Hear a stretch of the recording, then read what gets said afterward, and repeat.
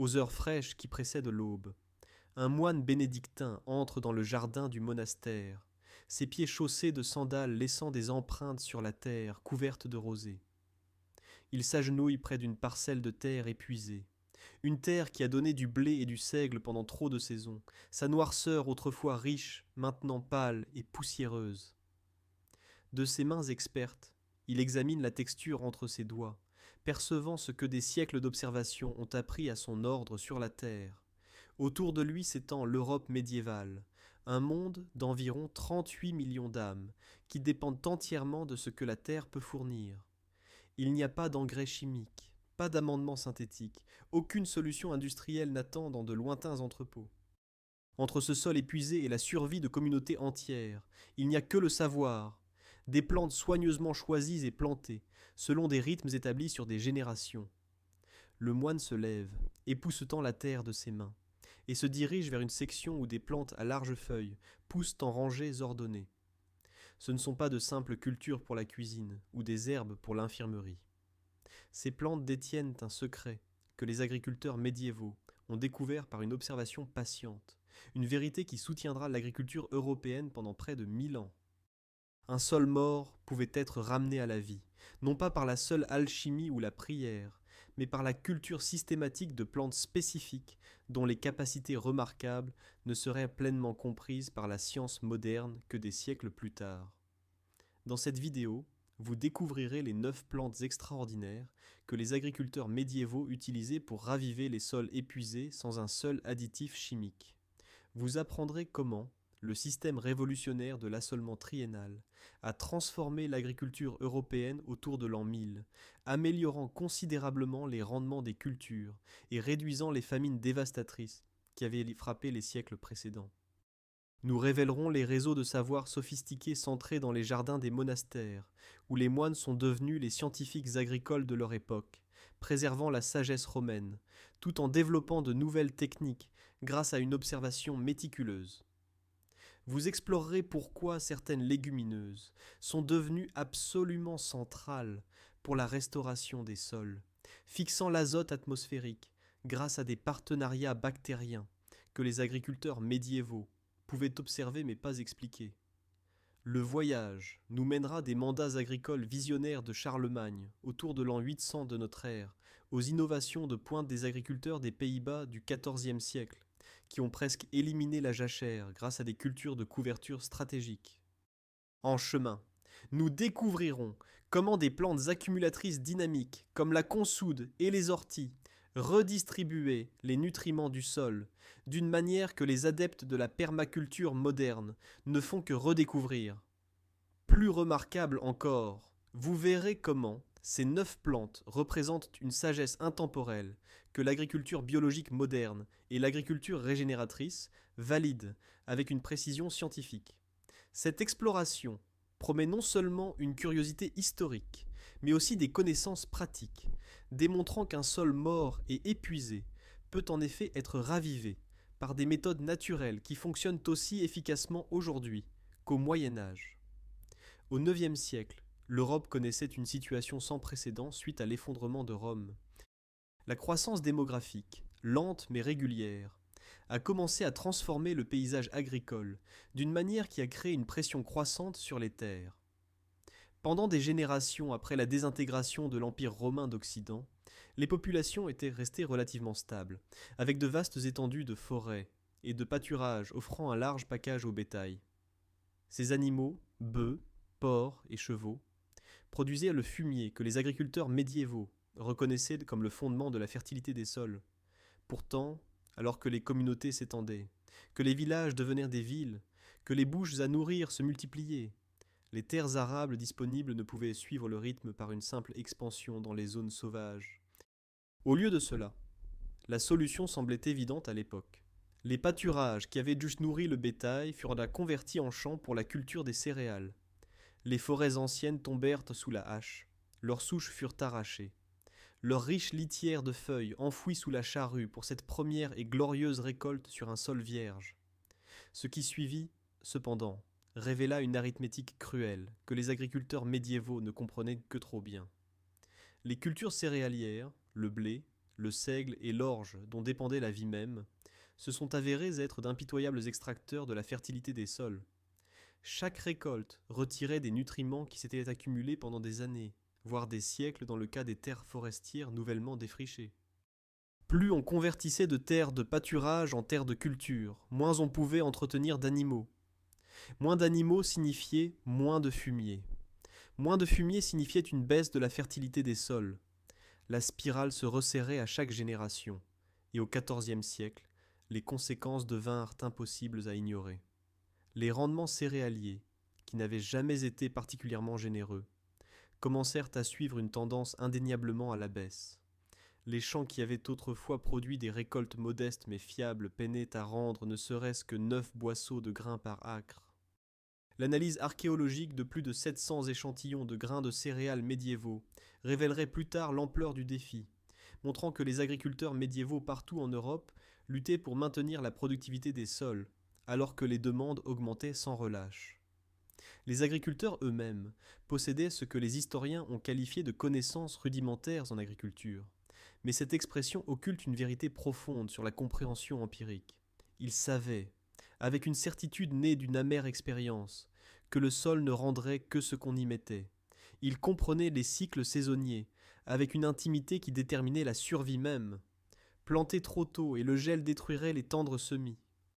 Planter trop tard, et la saison de croissance écourtée donnerait des récoltes chétives. Récolter quand le grain était trop sec et les grains se briseraient et tomberaient, perdus à jamais. Récolter quand il était trop humide et le grain pourrirait dans les greniers. Ce savoir, transmis de parents à enfants, d'agriculteurs expérimentés à apprentis, de monastère à monastère, représentait des générations d'observations. Il ne pouvait pas expliquer pourquoi les légumineuses faisaient prospérer les cultures suivantes, pourquoi les périodes de jachère permettaient au sol de se régénérer, pourquoi le fumier animal s'avérait irremplaçable. Ce qui importait, c'était le fait empirique que certaines pratiques fonctionnaient. Une mauvaise récolte signifiait la famine, une réalité qui hantait la conscience médiévale d'une peur persistante. Les chroniques de l'époque rapportent des années où des régions entières moururent de faim, où les gens désespérés consommaient de l'herbe et de l'écorce, où l'ordre social se dissolvait face au dénuement absolu. La survie dépendait de la capacité à tirer de la productivité d'une terre qui semblait de plus en plus épuisée. Seuls environ 2/3 des terres disponibles étaient réellement cultivées en moyenne. Le rendement moyen de 9 boisseaux par acre ne représentait pas seulement un chiffre, mais la marge infime entre la suffisance et le désastre. Comment, alors, les agriculteurs médiévaux ont-ils empêché un effondrement agricole total ? La réponse, découverte par nécessité et affinée par une observation patiente, résidait dans 9 plantes remarquables dont la culture allait définir la gestion des sols au Moyen Âge. Avant l'an 1000, la majeure partie de l'Europe médiévale pratiquait ce que les historiens appellent l'assolement biennal, une approche héritée de l'Antiquité classique.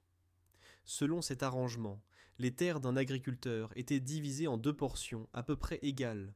Une moitié était ensemencée de céréales chaque année, tandis que l'autre moitié restait en jachère, se reposant et se régénérant pendant toute une saison de croissance.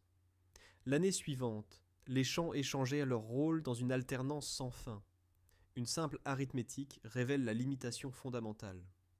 À tout moment, la moitié des terres arables disponibles ne produisait absolument rien. Une inefficacité stupéfiante alors que les populations se heurtaient aux limites de la production alimentaire. Le champ en jachère remplissait des fonctions essentielles. Le bétail paissait ce qui y poussait naturellement, leur déjection fournissant du fumier pour la récolte de la saison suivante. Le sol lui-même semblait se régénérer pendant son année de repos, bien que le mécanisme restât mystérieux. Pourtant, le gaspillage d'avoir la moitié de ces terres inactives alors que les communautés avaient faim a créé une pression pour l'innovation. Et cette innovation a émergé principalement dans les régions au nord de la Loire et des Alpes, où les régimes de pluie printanière rendaient une nouvelle approche possible. L'assolement triennal a représenté l'une des innovations agricoles les plus importantes de la période médiévale. Une révolution dans l'utilisation des terres qui allait se répercuter sur toute la société européenne. Son élégance résidait dans sa division des terres en tiers plutôt qu'en moitiés, chaque portion suivant un cycle soigneusement conçu.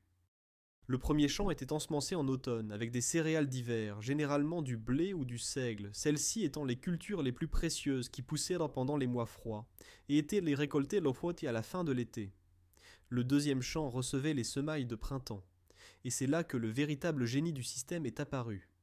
Plutôt que de planter exclusivement des céréales, le champ de printemps était ensemencé avec un mélange de cultures comprenant de l'avoine et de l'orge, mais surtout des légumineuses comme les pois, les fèves et les lentilles.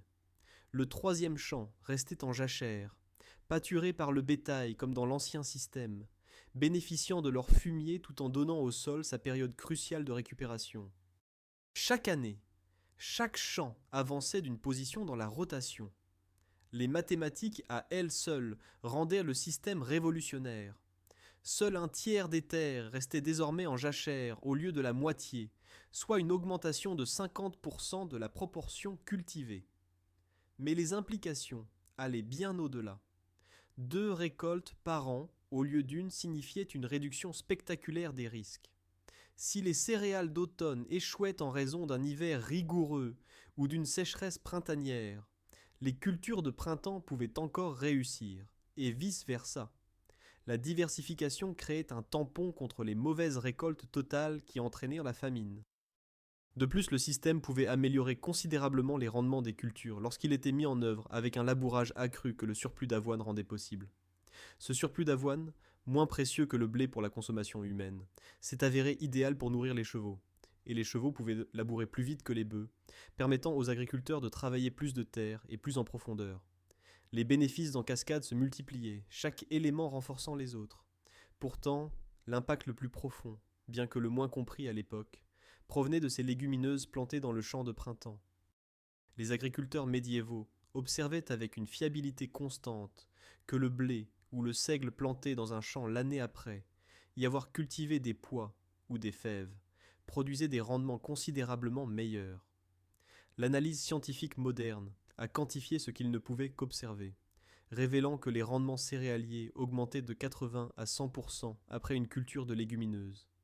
Les agriculteurs médiévaux n'avaient aucune connaissance de l'azote, aucune compréhension des bactéries, aucune conception des partenariats biologiques invisibles qui se produisaient sous leurs pieds. Ce qu'ils savaient, c'est que cela fonctionnait. Les poids des champs étaient absolument centraux pour le succès de l'assolement triennal.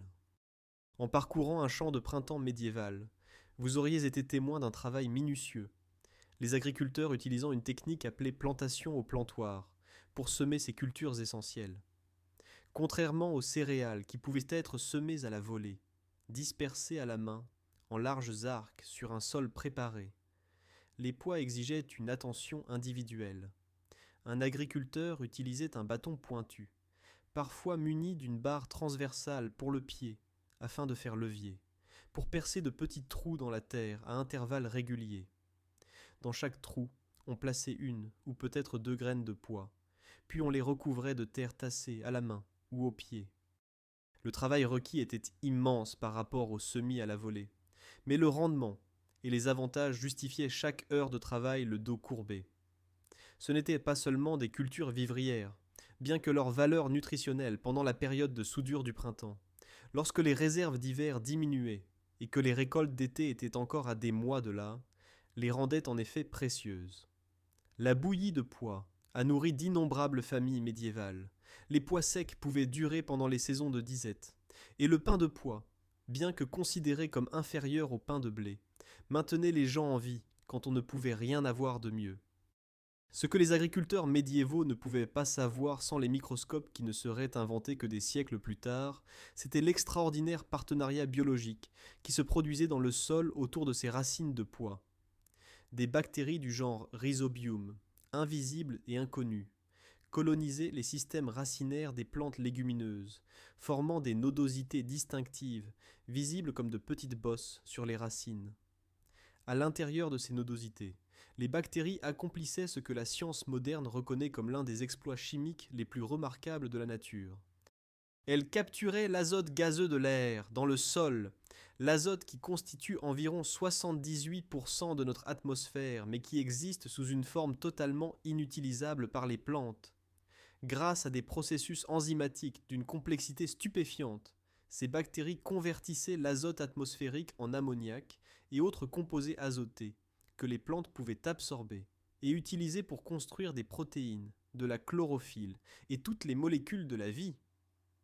Lorsque les plants de pois achevaient leur cycle de vie, lorsqu'ils étaient récoltés ou mouraient, une grande partie de cet azote fixé restait dans le sol, lié dans les tissus racinaires et les nodosités qui se décomposeraient et libéreraient leur trésor pour la culture suivante. Une culture de pois saine pouvait fixer de 50 à 100 livres d'azote par acre, un cadeau de l'air rendu disponible par une collaboration biologique. Planter des pois une année, profiter d'un blé considérablement meilleur l'année suivante. Le mécanisme était mystérieux, mais le résultat était fiable. Les fèves, que les anglophones connaissent aussi sous le nom de fava beans, portaient en elles un savoir bien plus ancien que la période médiévale, remontant à travers l'agriculture romaine, jusqu'à l'Antiquité grecque et au-delà. Le botaniste grec Théophraste, écrivant du IVe au IIIe siècle avant notre ère, avait observé que les fèves semblaient revigorer le sol, reconnaissant qu'elles n'étaient pas un fardeau pour la terre, mais semblaient plutôt la fumer. Pourtant, les agronomes romains avaient des opinions divergentes.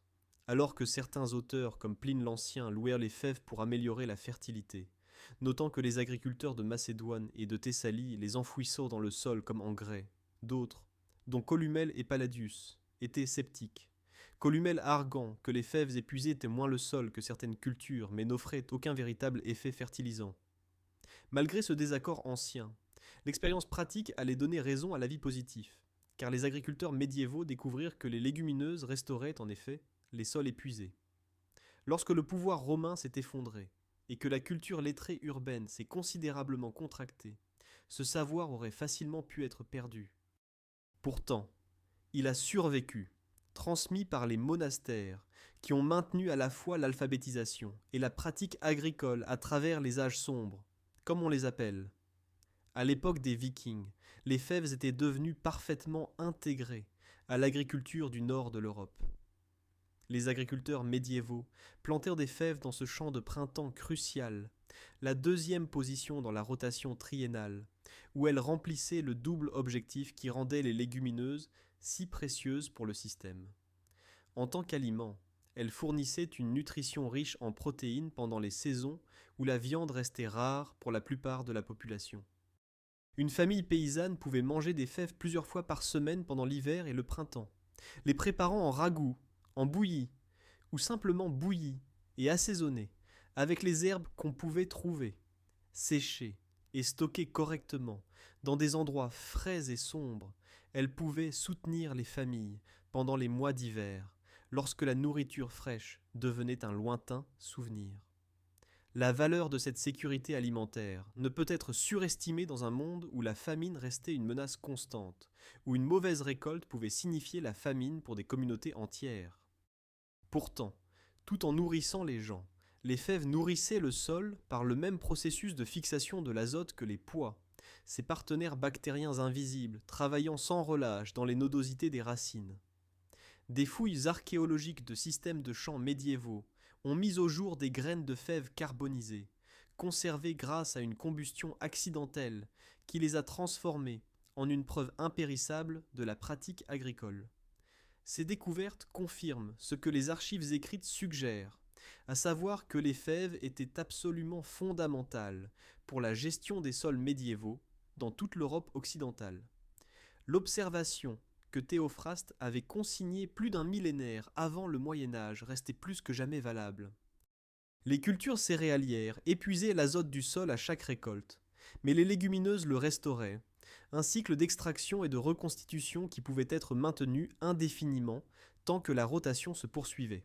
Les lentilles représentent le troisième membre de ce trio de légumineuses fondamentales, plus petites que les pois ou les fèves, mais non moins puissantes dans leur capacité de restauration des sols. La culture médiévale des lentilles suivait le même schéma de champ de printemps. Ces plantes compactes fixées à la terre par ces mêmes partenariats bactériens invisibles, tirant silencieusement l'azote de l'atmosphère et le stockant dans le sol. Les mesures modernes suggèrent que les lentilles peuvent en fixer plus de 50 kg d'azote par hectare, une contribution substantielle à la fertilité que les agriculteurs médiévaux reconnaissaient par l'observation sans en comprendre le mécanisme. Leur plus grande valeur médiévale résidait peut-être dans leurs caractéristiques de conservation exceptionnelles. Des lentilles correctement séchées pouvaient se conserver des années sans se gâter, ce qui les rendait plus fiables que le blé ou l'orge pour la sécurité alimentaire à long terme. Cela fournissait une assurance cruciale contre les mauvaises récoltes qui menacèrent la survie avec une sinistre régularité tout au long de la période médiévale. Les ragoûts et bouillies de lentilles apparaissent de manière répétée dans les références à l'alimentation médiévale, en particulier au sein des communautés monastiques, dont les règles prescrivaient souvent une nourriture végétarienne simple pendant une grande partie de l'année. Ce n'étaient pas des mets gastronomiques, mais une subsistance honnête, le carburant, pour des corps qui travaillaient de l'aube au crépuscule dans les champs, les ateliers et le scriptorium. Pourtant, alors que des générations d'agriculteurs médiévaux consommaient des lentilles récoltées dans les champs de printemps, ils participaient sans le savoir à un cycle de renouvellement des nutriments. Les mêmes plantes qui les nourrissaient enrichissaient simultanément le sol pour la récolte de blé de la saison suivante, maintenant la fertilité qui permettait au cycle agricole de se poursuivre année après année. Dans les Pays-Bas, au cours des XIVe et XVe siècles, l'innovation agricole a atteint des sommets qui ne seraient pas égalés dans d'autres régions avant des générations. Les Pays-Bas et la Belgique de cette période faisaient face à des pressions particulières qui ont stimulé la créativité dans la gestion des sols. Une forte densité de population, des terres disponibles limitées et les opportunités commerciales des marchés urbains voisins ont créé à la fois la nécessité et l'incitation à extraire une productivité maximale de chaque parcelle disponible. Le résultat fut le développement de systèmes de culture de couverture si avancés qu'ils représentaient la pointe de la pratique agricole médiévale. Au cœur de cette innovation se trouvait la vesse, des plantes du genre Vitia étroitement apparentées aux fèves, mais employées de manière à presque éliminer le besoin de jachère. Là où la rotation triennale traditionnelle laissait un tiers des terres en jachère chaque année, les agriculteurs progressistes plantèrent des cultures de couverture sur ce qui aurait été des champs en jachère, maintenant la fertilité du sol tout en produisant en même temps du fourrage supplémentaire pour le bétail. La vesse figurait en bonne place dans ce système, plantée aux côtés d'autres cultures de couverture, notamment des fèves, des navets, de la spergule et du genêt, dans des rotations soigneusement calibrées aux conditions locales. Le mécanisme par lequel la vesse améliorait le sol était identique à celui des pois et des fèves, ces mêmes partenariats bactériens fixant l'azote atmosphérique sous des formes utilisables. Ce qui distinguait la vesse, c'était son rôle de culture de couverture, plantée non pas principalement pour la récolte, mais pour maintenir et améliorer le sol pendant ce qui aurait été autrement une période improductive. Après que la vesse ait poussé pendant une saison, elle pouvait être pâturée par le bétail ou enfouie comme engrais vert, les plantes vivantes devenant de la matière organique en décomposition qui nourrissait les organismes du sol et libérait des nutriments.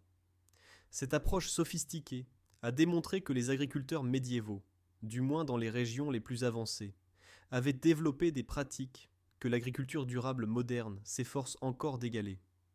La quasi-élimination de la jachère grâce à des cultures de couverture stratégiques représentait une véritable révolution agricole. Le lupin blanc nous amène à une plante que les agriculteurs médiévaux reconnaissaient comme un spécialiste de la restauration des sols, particulièrement précieuse dans les conditions les plus difficiles. Les agronomes romains avaient loué les lupins avec enthousiasme, les déclarant le meilleur engrais pour les vignobles et les champs épuisés. Des preuves archéologiques situaient la culture du lupin jusqu'à 2000 ans avant notre ère en Égypte.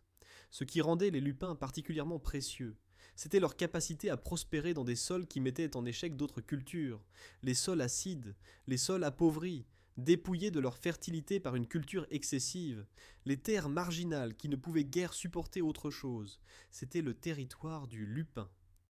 Tandis que d'autres cultures peinaient ou échouaient, les lupins poussaient, et en poussant, ils entamaient le patient travail de restauration du sol par les mêmes processus de fixation de l'azote que les autres légumineuses. La culture médiévale du lupin était bien développée dans toute l'Italie, la France, l'Espagne et le Portugal. Les agriculteurs plantèrent des lupins en sachant qu'ils servaient principalement d'engrais verts, des cultures destinées non pas à la récolte, mais à être réincorporées dans le sol. Une culture de lupin pouvait pousser pendant une saison ou même plusieurs saisons, ses racines profondes pénétrant des couches de sol que d'autres plantes ne pouvaient atteindre. Lorsque les lupins avaient rempli leur fonction, lorsque la productivité diminuait ou lorsque l'agriculteur décidait que le moment était venu, la culture entière était enfouie sous la charrue. Les plantes vertes et vivantes devenaient de la matière organique brune en décomposition, libérant leur azote accumulé et d'autres nutriments. L'utilisation des lupins comme culture dédiée d'engrais verts révèle une compréhension sophistiquée, selon laquelle la meilleure utilisation des terres n'était parfois pas d'en extraire une récolte, mais d'investir dans la fertilité future. Cette pensée à long terme, cette volonté de sacrifier la production immédiate pour des rendements futurs améliorés, démontre une planification économique et agricole qui contredit les notions simplistes de la courte vue médiévale. Le trèfle, englobant diverses espèces, y compris les variétés blanches et rouges, occupait une position intéressante dans la pratique agricole médiévale. Les auteurs romains avaient connoté que le trèfle profitait aux cultures suivantes, bien qu'ils aient avoué ne pas en comprendre le mécanisme. Les agriculteurs médiévaux ont hérité de ce savoir et utilisèrent le trèfle principalement comme fourrage, dédiant des champs à sa culture pour nourrir le bétail. À première vue, cela peut sembler sans rapport avec la fertilité du sol, mais le lien révèle la nature intégrée des systèmes agricoles médiévaux. Les animaux nourris au trèfle produisirent du fumier qui était collecté et épandu sur les champs, nécessitant de la fertilité. Ainsi, le trèfle contribuait à la santé du sol par cette voie. L'azote fixé par les bactéries dans ses nodosités racinaires passait par le système digestif du bétail avant d'être retourné aux terres cultivées. Pourtant, le trèfle remplissait également une fonction plus directe pour le sol. Après plusieurs années de production de fourrage, après que le bétail ait pâturé le trèfle saison après saison, la productivité finissait inévitablement par décliner. À ce stade, les agriculteurs progressistes enfouissaient alors la parcelle entière, incorporant toute cette matière organique dans le sol. Les racines, les collets, la matière biologique accumulée devenaient de la nourriture pour les organismes du sol, se décomposant et libérant des nutriments. Cette pratique vaudrait à la plante, des siècles plus tard, le titre de roi des engrais verts. La luzerne, que les Européens appelaient lucerne, partageait de nombreuses caractéristiques avec le trèfle, mais apportait des avantages distinctifs que les sources romaines louaient avec enthousiasme. Considérée comme le meilleur fourrage et également utile pour la fertilité, la luzerne, avec son système racinaire profond, pénétrant bien plus loin dans le sol que la plupart des plantes cultivées ne le pouvaient, accédait à des nutriments qui seraient autrement restés inaccessibles. Ses racines profondes remontaient les minéraux des couches du sous-sol vers les tissus de la plante, des nutriments qui finiraient par retourner à la couche arable lorsque la luzerne mourait ou était enfouie. Comme toutes les légumineuses, la luzerne abritait des bactéries fixatrices d'azote dans ses nodosités racinaires. La culture médiévale de la luzerne suivait des schémas similaires à ceux du trèfle, avec des champs entretenus pendant plusieurs années, pendant que les plantes produisaient récolte après récolte de foin nutritif. Tout comme pour le trèfle, après des années de production de fourrage, après que la productivité de la luzerne ait décliné, les agriculteurs enfouissaient la parcelle entière. Toute cette masse racinaire accumulée, toutes ces nodosités fixatrices d'azote, toute la matière organique accumulée au fil des ans était incorporée au sol. Cette approche patiente et à long terme de la gestion des sols, maintenant des cultures fourragères vivaces pendant des années, avant de les convertir en engrais verts, démontre des horizons de planification qui s'étendaient sur des saisons et des années. Autour de l'an 800, alors que Charlemagne consolidait son autorité en tant que roi des Francs et était couronné empereur d'Occident par le pape, il tourna son attention vers une question qui pourrait sembler étonnamment banale pour un souverain de sa stature. La pratique agricole à travers son vaste royaume variait énormément, les connaissances étant inégalement réparties, et de nombreux domaines fonctionnant bien en deçà de leur productivité potentielle. La solution que Charlemagne a mise en œuvre révèle la capacité de la période médiévale à une administration systématique. Il publia le Capitular de Vilis, un règlement administratif conçu pour la gestion des domaines royaux, mais dont l'influence s'étendrait bien au-delà des terres directement sous contrôle royal. Ce document remarquable couvrait de nombreux aspects de la gestion des domaines. Mais le chapitre 70 a retenu une attention particulière des historiens de l'agriculture pour sa liste complète de plantes que les domaines étaient tenus de cultiver. La liste spécifiait une diversité extraordinaire de plantes. Les chercheurs modernes comptant environ 90 à 94 espèces différentes selon la classification des variétés dans les manuscrits survivants. La compilation comprenait 73 plantes herbacées, 16 arbres fruitiers et 5 plantes pour les teintures et les textiles. 29 servaient principalement à des fins médicinales, essentielles pour traiter les maladies et les blessures qui menaçaient la vie à une époque antérieure à la médecine moderne. 22 étaient des légumes, des cultures vivrières de base qui remplissaient les ventres et maintenaient la santé. 13 étaient qualifiés d'herbes et d'épices, ajoutant de la saveur à des régimes autrement monotones. 4 légumineuses figuraient sur la liste, reconnaissant leur importance, sans pour autant comprendre les mécanismes de fixation de l'azote qui les rendaient inestimables. La source de ce catalogue impressionnant était elle-même ancienne, tirée de l'encyclopédie d'histoire naturelle de Pline l'Ancien, écrite au 1er siècle de notre ère, démontrant comment le savoir agricole romain était activement transmis dans la pratique médiévale par les plus hautes instances du pouvoir. Les objectifs de cette diversité imposée allaient au-delà du simple fait de garantir que les domaines royaux puissent en se nourrir. Charlemagne destinait ces domaines à répondre aux besoins sanitaires de sa cour et de ses armées, exigeant des herbes médicinales capables de soigner les blessures et les maladies. La vision plus large englobait l'amélioration des soins médicaux dans tout l'Empire franc, en veillant à ce que la connaissance des plantes utiles soit préservée et diffusée. Les domaines royaux deviendraient des fermes modèles, démontrant les meilleures pratiques que les propriétaires terriens voisins pourraient observer et adopter. Les monastères, qui géraient souvent des domaines selon les réglementations carolingiennes, deviendraient des centres d'éducation agricole. L'héritage de cette politique visionnaire persiste de manière remarquable. Des études botaniques modernes des jardins d'Europe centrale trouvent encore une diversité qui remonte directement au mandat de Charlemagne du 8e siècle, des plantes qui ont été cultivées sans interruption depuis plus de 12 siècles, parce qu'un empereur médiéval a compris que le savoir agricole était trop important pour être laissé au hasard.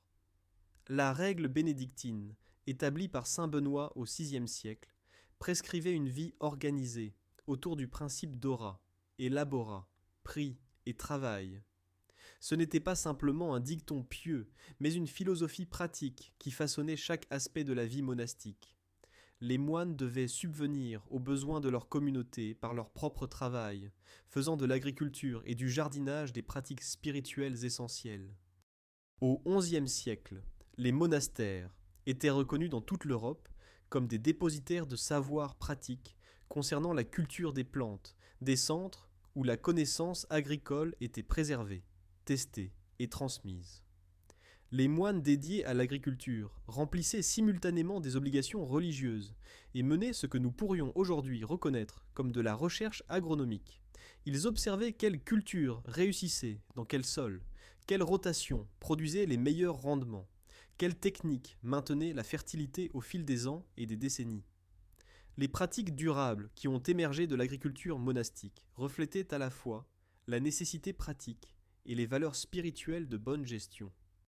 La chaux, obtenue à partir de calcaire ou de craie par chauffage, était appliquée pour combattre l'acidité du sol, une pratique que les textes romains recommandaient et que les moines testaient par l'expérience directe.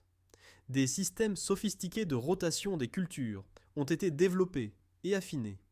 Les moines, ayant à la fois la capacité de lire et d'écrire pour consigner leurs observations et la continuité institutionnelle pour maintenir des expériences à long terme. Le compostage et la gestion de la matière organique faisaient l'objet d'une attention particulière. L'agriculture diversifiée à petite échelle que les monastères pratiquaient, cultivant de nombreuses cultures différentes plutôt que de se spécialiser dans des produits uniques, maintenait et même augmentait la biodiversité d'une manière que les écologistes modernes reconnaissent comme bénéfique pour la santé des sols et la résistance aux parasites. Chaque monastère entretenait un jardin des simples, une parcelle spécialisée, où des plantes médicinales étaient cultivées pour traiter les maladies et les blessures qui affligèrent la communauté monastique et les visiteurs en quête d'aide. Ces jardins cultivaient une large gamme d'herbes, notamment la bétoine, la sauge, l'hysope, la camomille et bien d'autres spécifiées dans les herbiers que les monastères copiaient et préservaient soigneusement. Parmi ces plantes médicinales poussait la consoude, connue en anglais sous le nom de bonezette, pour sa capacité réputée à aider à guérir les os cassés. Les moines médiévaux appréciaient la consoude principalement pour ses propriétés médicinales, faisant des cataplasmes avec ses feuilles pour soigner les plaies et les fractures. Pourtant, en cultivant abondamment la consoude, les moines cultivaient par inadvertance l'une des plantes les plus remarquables pour l'amélioration des sols. La consoude possède de profondes racines pivotantes qui pénètrent loin dans les couches du sous-sol, extrayant des nutriments auxquels d'autres plantes ne peuvent accéder. Ces nutriments, en particulier des minéraux comme le calcium, le potassium et le phosphore, sont remontés des horizons profonds du sol et concentrés dans les feuilles de la consoude. Lorsque ces feuilles tombent, lorsqu'elles sont coupées et compostées, lorsqu'elles se décomposent à la surface du sol, elles libèrent leurs nutriments accumulés sous des formes que les cultures à racines peu profondes peuvent utiliser. Les adeptes de la permaculture moderne ont redécouvert ce que les moines médiévaux pratiquaient de manière empirique, utilisant la consoude comme ce qu'on appelle aujourd'hui un accumulateur dynamique. Les feuilles se décomposent rapidement lorsqu'elles sont compostées, apportant une riche matière organique qui améliore la structure du sol tout en fournissant des nutriments. La pratique traditionnelle consistait à faire des purins de consoude dans des seaux. Essentiellement, un thé de consoude, créé en faisant macérer les feuilles dans l'eau. Ce liquide riche en nutriments pouvait ensuite être versé autour des plantes comme engrais, fournissant des minéraux sous des formes immédiatement disponibles. Une autre utilisation traditionnelle consistait à disposer les feuilles de consoude en paillis verts autour des arbres fruitiers et des plates-bandes de légumes, où elles se décomposaient lentement, nourrissant le sol tout en supprimant les mauvaises herbes. Les jardins des monastères médiévaux plantèrent souvent de la consoude près des arbres fruitiers et en bordure des parcelles de légumes. Les moines ne comprenant pas la chimie, ne connaissaient pas la translocation des nutriments, ni aucun des termes scientifiques, qui seraient développés des siècles plus tard. Ils observèrent simplement que les plantes semblaient prospérer là où la consoude poussait à proximité, que le compost contenant de la consoude se décomposait plus vite et semblait plus bénéfique. L'ortie piquante occupait une position curieuse dans la conscience médiévale, reconnue à la fois comme une mauvaise herbe gênante et une ressource précieuse. Au printemps, pendant la période de soudure où les réserves alimentaires de l'hiver s'épuisaient et où les récoltes d'été étaient encore à des mois de là, les familles pauvres cueillaient les jeunes pousses d'ortie pour se nourrir. La piqûre qui rendait les orties matures si désagréables disparaissait à la cuisson des plantes.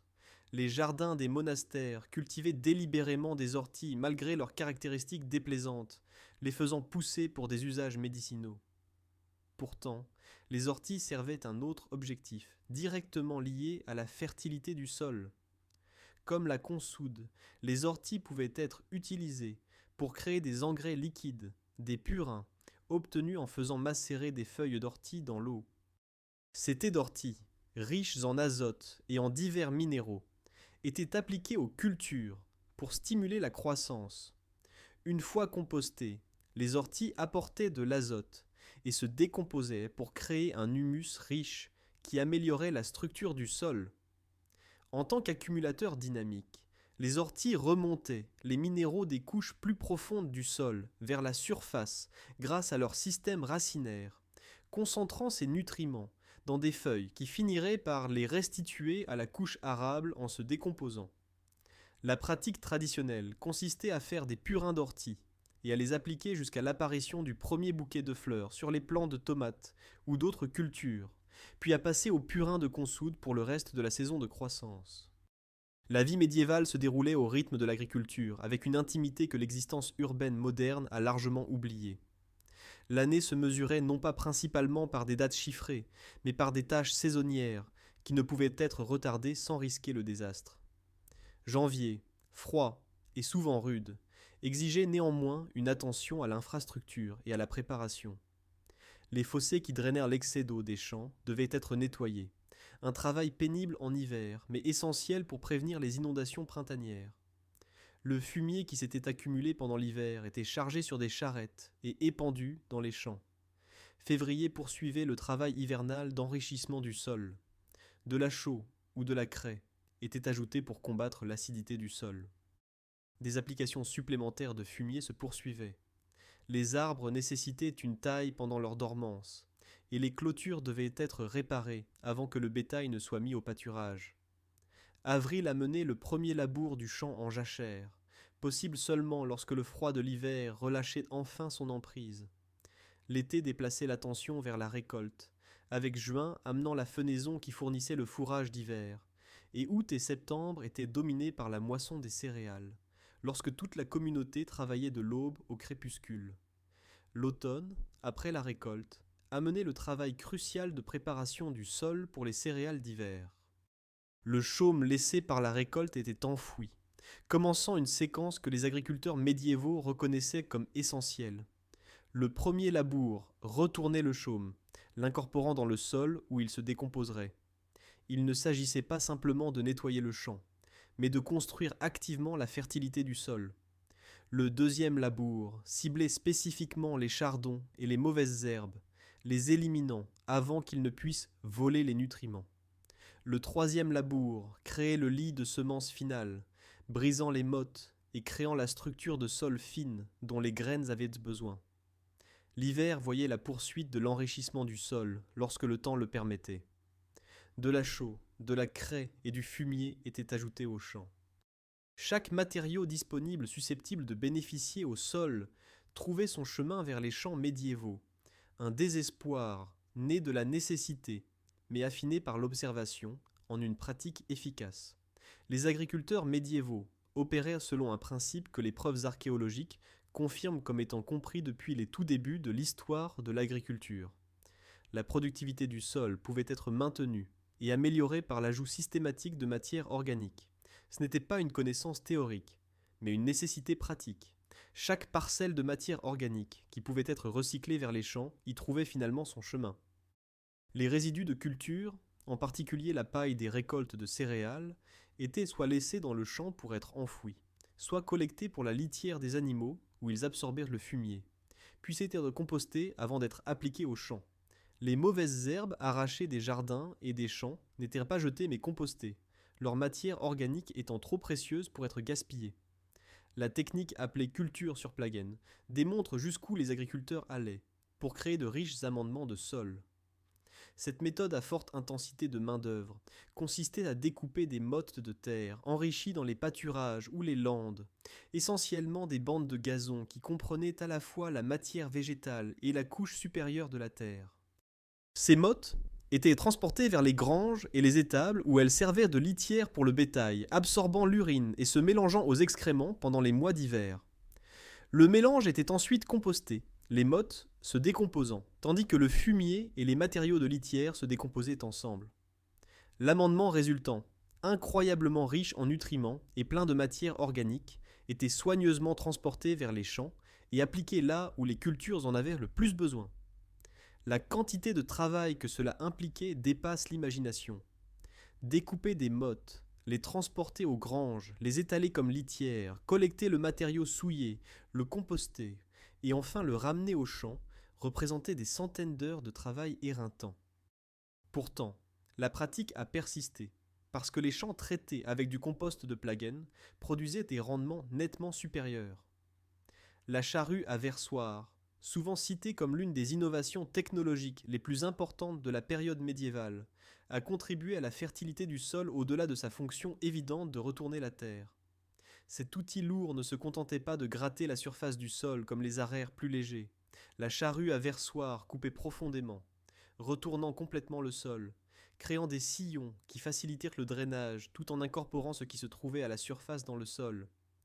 Lorsque cette charrue enfouissait le chaume après la récolte, elle enterrait de la matière organique qui se décomposerait et nourrirait les organismes du sol. Lorsqu'elle enfouissait les mauvaises herbes pendant le labour, elle contrôlait à la fois les nuisibles et ajoutait de la matière organique. L'action du labour profond brisait les couches de sol compactées, améliorant l'aération et l'infiltration de l'eau. Là où les arères plus légers nécessitaient un animal et une personne, la charrue à versoir pouvait nécessiter 8 bœufs et une équipe d'ouvriers pour la manœuvrer. Les preuves archéologiques fournissent une validation scientifique de ce que les textes médiévaux décrivent. Des chercheurs analysant plus de 700 échantillons de grains de céréales provenant de sites médiévaux à travers l'Europe ont utilisé l'analyse isotopique pour reconstituer la manière dont ces cultures étaient pratiquées. Les résultats montrent des preuves claires de l'amélioration et du maintien de la productivité du sol par la matière organique, une pratique exercée partout, à plus ou moins grande échelle, depuis les tout débuts de l'histoire de l'agriculture. Ce n'était pas simplement une pratique régionale ou quelque chose de limité aux riches domaines. Partout où l'agriculture médiévale existait, les agriculteurs s'efforcèrent de retourner la matière organique à leur sol. La transmission du savoir agricole à travers les siècles a créé une continuité remarquable malgré les bouleversements sociaux. Les sources antiques ont fourni les fondations. Théophraste, du IVe au IIIe siècle avant notre ère, a documenté des observations sur les légumineuses améliorant le sol. Les agronomes romains, en particulier Pline l'Ancien, ont compilé des guides complets de gestion agricole. Lorsque l'Empire romain d'Occident s'est effondré et que l'alphabétisation est devenue rare en dehors des monastères, ces textes auraient facilement pu disparaître. Pourtant, les monastères les ont préservés, copiant des manuscrits même lorsque la pratique contemporaine avait évolué. Le capitulaire de Villy de Charlemagne s'est explicitement inspiré de l'histoire naturelle de Pline, démontrant comment le savoir antique informait la politique médiévale. Le savoir pratique s'est transmis par différents canaux. Génération après génération, les agriculteurs ont constitué une base de données empirique par l'observation, stockée non pas dans des bibliothèques, mais dans la mémoire collective. Les enfants travaillant aux côtés de leurs parents apprenaient par la démonstration. Les réseaux de monastères assuraient une transmission parallèle, les moines voyageurs partageant des techniques éprouvées. Lorsque des innovations émergeaient, comme les systèmes de culture de couverture des Pays-Bas, l'information pouvait se propager à travers ces réseaux, malgré une alphabétisation limitée. La science moderne a validé ce savoir empirique. La découverte, à la fin des années 1800, des bactéries fixatrices d'azote a révélé pourquoi les légumineuses amélioraient le sol. Les pratiques que les agriculteurs médiévaux ont développées par l'observation se sont avérées scientifiquement fondées, bien qu'ils aient compris les effets, sans les mécanismes. Les agriculteurs médiévaux, travaillant avec des contraintes qui auraient semblé insurmontables aux praticiens agricoles ultérieurs, ont accompli quelque chose de remarquable. Ils ont nourri des populations croissantes, sans accès aux engrais de synthèse, aux pesticides chimiques ou à aucun des intrants industriels que l'agriculture moderne considère comme essentiels. La population médiévale de l'Europe est passée d'environ 38 millions, vers l'an 1000, à plus de 70 millions, en 1300. Une augmentation substantielle soutenue par des systèmes agricoles, basés entièrement sur des processus naturels. Ils ont développé des systèmes de rotation durables qui ont maintenu la fertilité des sols pendant des siècles. Ils ont intégré les cultures et le bétail de manière à capter les cycles des nutriments. Ils ont identifié et utilisé 9 plantes clés pour la restauration des sols, chacune contribuant de manière distincte au maintien de la fertilité qui a soutenu la civilisation. Ces 9 plantes qui formaient le cœur de la gestion des sols au Moyen Âge représentent une boîte à outils qui reste viable et précieuse aujourd'hui. Les pois des champs. La culture de rotation fixatrice d'azote central à l'assolement triennal continue de jouer des rôles importants dans les systèmes d'agriculture biologique et de culture de couverture. Les fèves enrichissent encore les sols où les agriculteurs les plantent. Les lentilles restent un fixateur d'azote compact adapté à divers climats. La vesse a été redécouverte par l'agriculture durable comme un outil puissant pour maintenir la fertilité. Les lupins offrent des solutions pour la remise en état et la restauration des terres. Le trèfle et la luzerne figurent en bonne place dans les systèmes d'amélioration des pâturages et de rotation dans le monde entier. La consoude a trouvé une nouvelle appréciation parmi les praticiens de la permaculture pour ses capacités à construire le sol. Les orties sont reconnues, pour leur contribution riche en nutriments, au compostage et aux amendements de sol. Les applications modernes de ces pratiques médiévales valident le savoir traditionnel. L'agriculture biologique, qui rejette les engrais et pesticides de synthèse au profit de processus naturels, emploie des principes que les agriculteurs médiévaux trouveraient tout à fait familiers. La culture de couverture, qui connaît une résurgence même dans l'agriculture conventionnelle, reflète l'innovation de la fin du Moyen Âge dans les Pays-Bas. Les plantes fixatrices d'azote restent au cœur des systèmes d'agriculture régénératrice qui visent à construire la santé du sol plutôt qu'à simplement extraire des rendements. La conception en permaculture intègre explicitement des accumulateurs dynamiques comme la consoude et les orties. Les avantages de la biodiversité des plantations diversifiées, que l'agriculture médiévale à petite échelle maintenait naturellement, sont délibérément recréés par les agriculteurs qui reconnaissent que les monocultures créent de la vulnérabilité. Les leçons pour aujourd'hui vont au-delà des techniques spécifiques. L'observation et l'empirisme restent précieux, malgré la puissance de la science de laboratoire. Le savoir traditionnel a une base scientifique même lorsque les praticiens qui l'ont développé manquèrent de théorie scientifique. Les pratiques qui ont soutenu l'agriculture médiévale pendant des siècles n'étaient pas des superstitions ignorantes, mais des techniques empiriquement fondées, affinées par de nombreux essais et erreurs. L'agriculture durable n'est pas une nouvelle invention, mais un retour à des principes que l'humanité a développés bien avant que les raccourcis chimiques ne soient disponibles. Les systèmes naturels, si on leur donne suffisamment de diversité et de temps, peuvent soutenir des populations substantielles. Le mythe selon lequel la période médiévale représentait un âge sombre de l'ignorance agricole s'effondre lorsqu'on l'examine avec rigueur historique. Les agriculteurs médiévaux étaient des observateurs sophistiqués qui affinaient continuellement leurs pratiques. L'assolement triennal représentait une véritable innovation qui a transformé l'agriculture européenne. Le réseau des monastères a créé des mécanismes de partage des connaissances remarquablement efficaces pour une société d'avant l'imprimerie. Les agriculteurs des Pays-Bas de la fin du Moyen Âge ont développé des approches de culture de couverture qui ne seraient pas égalées ailleurs avant des siècles. La sagesse ancienne combinée à l'observation contemporaine a produit un système agricole suffisamment sophistiqué pour que la science moderne consacre des efforts considérables à expliquer pourquoi il fonctionnait si bien. Le voyage à travers l'innovation agricole médiévale révèle un monde bien plus sophistiqué que ne le suggère l'imagination populaire. Nous avons découvert 9 plantes que les agriculteurs médiévaux employaient pour raviver les sols épuisés, chacune contribuant par des mécanismes qui ne seraient expliqués scientifiquement que des siècles après que les pratiques se soient établies. Des poids des champs fixant l'azote dans les systèmes de rotation triennale, à la consoude accumulant les nutriments du sous-sol profond, dans les jardins des monastères. Ces plantes ont soutenu l'agriculture européenne à travers près d'un millénaire de défis. L'assolement triennal a révolutionné l'agriculture en intégrant les cultures céréalières, les légumineuses et le bétail dans des schémas de rotation qui maintenaient la fertilité tout en augmentant la productivité. Les monastères sont apparus comme des centres d'innovation agricole, préservant le savoir romain tout en développant de nouvelles techniques par l'observation et l'expérimentation. Les agriculteurs médiévaux ont accompli tout cela sans un seul intrant chimique, en s'appuyant entièrement sur les processus biologiques et les cycles naturels. Avec le recul de notre perspective moderne, avec une pleine compréhension scientifique de la fixation de l'azote, du cycle des nutriments et de la biologie du sol, l'accomplissement médiéval devient encore plus impressionnant. Ils ont trouvé les bonnes pratiques par la seule observation, identifiant des plantes et des techniques que la science moderne valide comme étant réellement efficaces. Les méthodes biologiques que les partisans de l'agriculture durable préconisent aujourd'hui représentent un retour à des principes que les agriculteurs médiévaux employaient comme leur seule option.